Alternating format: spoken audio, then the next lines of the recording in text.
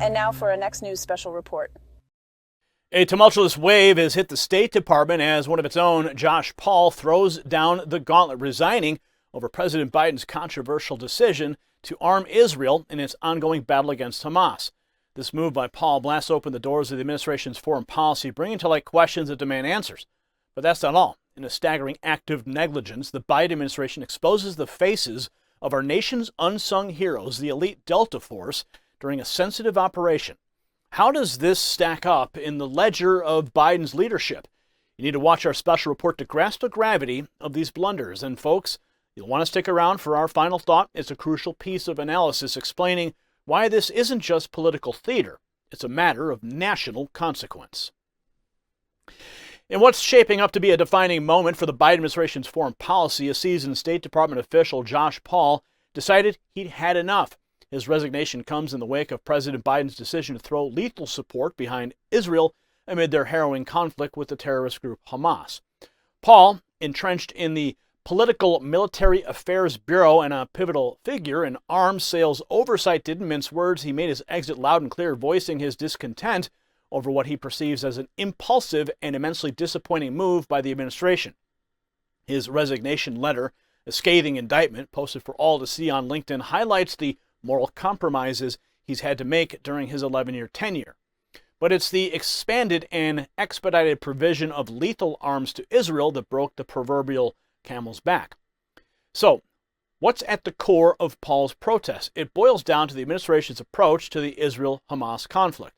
After the October 7th terrorist onslaught by Hamas against Israel, leaving a gut-wrenching toll of more than 1,000 lives lost, Biden, who's now 80, vowed unyielding support for Israel. National Security Advisor Jake Sullivan crystallized this stance, revealing the U.S. surged ammunition and interceptors for Israel's Iron Dome, with more military goodies on the horizon. Now, folks, as much as we uphold Israel's right to defend itself, the approach raises eyebrows. It's not just about backing an ally, it's about the repercussion of these arms deals on the larger stage. And it seems Josh Paul hit that nerve hard, citing the potential spiral of suffering for both Israelis and Palestinians due to these policies. But let's not forget the president's trip to Israel wasn't all guns blazing.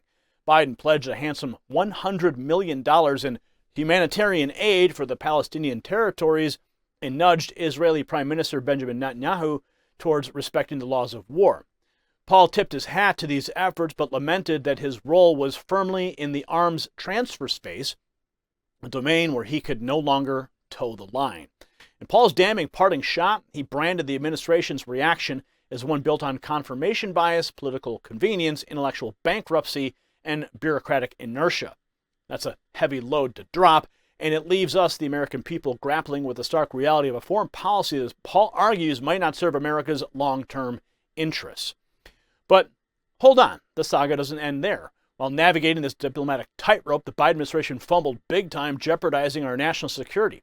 So how, do you ask? Well, in a blunder of epic proportions, the White House social media team let slip an uncensored photograph revealing the faces of the Delta Force members involved in a high-stakes operation in Israel.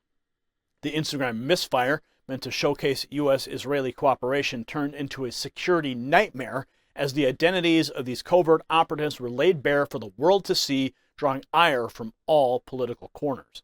And here's where we need to pause and reflect, folks, because in these turbulent times, finding solid ground is more crucial than ever. It's not just about nations, it's about individuals seeking stability in a world that shifts beneath our feet. Speaking of which, let's talk about a different kind of security, financial security. Are you looking for financial control but feel like you're grappling in the dark? Noble Gold Investments shines a light on this path. They simplify investing in precious metals, a steadfast anchor in stormy economic seas. Customers praise them for honest guidance without the high-pressure sales tactics, and now they're offering a free 5-ounce silver America the Beautiful bullion coin with qualified accounts. It's beautiful. Don't gamble with financial uncertainty. With an A-plus rating from the Better Business Bureau and a trove of 5-star reviews, Noble Gold stands as a beacon of trust. Visit nextnewsgold.com or tap more below this video to anchor your future with Noble Gold, the only gold company that I trust. Now back to the pressing issue at hand. The Instagram debacle wasn't just an oops moment. It was a stark reminder of the administration's glaring inadequacies. Hundreds of thousands witnessed this breach before the post was yanked an hour later, but the damage was done. In an era where digital footprints are indelible, this misstep has potentially far-reaching consequences for the safety of our servicemen and women, and by extension, our national security. The fallout from these events underscores a troubling pattern with the Biden administration. It's not just a single resignation or a social media slip-up. It's a compounded narrative of decision-making that seems increasingly disjointed from the realities on the ground. Whether it's the frantic evacuation from Afghanistan that left allies and American citizens in peril, or the southern border crisis that continues to challenge our sovereignty and resources, we're witnessing a leadership that appears reactive rather than proactive, often caught off guard by the very events they should be steering. Paul's resignation is more than a personal decision. It's a symptom of a larger policy melee. It speaks to the inner turmoil within the administration's ranks, a sense that the ship of state is not only rudderless, but also taking on water. The question then becomes, how many more like Josh Paul are teetering on the brink, ready to jump ship? How deep does the discontent run, and can the administration afford to ignore these warning shots? In the grand chessboard of geopolitics, every move sends ripples across the board. Biden's unconditional support for Israel, while morally commendable, doesn't exist in a vacuum. It has the potential to inflame tensions in a region already on a knife edge and could inadvertently hand adversaries like Iran a propaganda coup. It's a delicate balancing act, one that requires finesse and strategic foresight, traits that seem increasingly scarce in today's White House.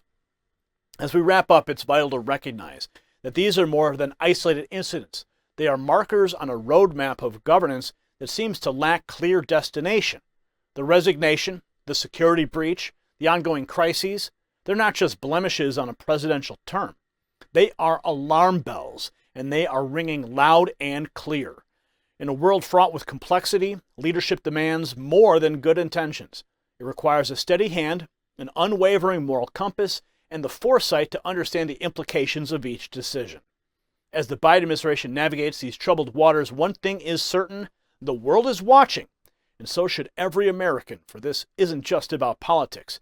It's about our place on the global stage and the legacy we leave for future generations. Congratulations, you made it to the end of the video. Now keep up your quest for truth with this next news report. And if you found our channel enlightening, join the millions who agree with you. Tap subscribe. Thank you for watching the Next News Network.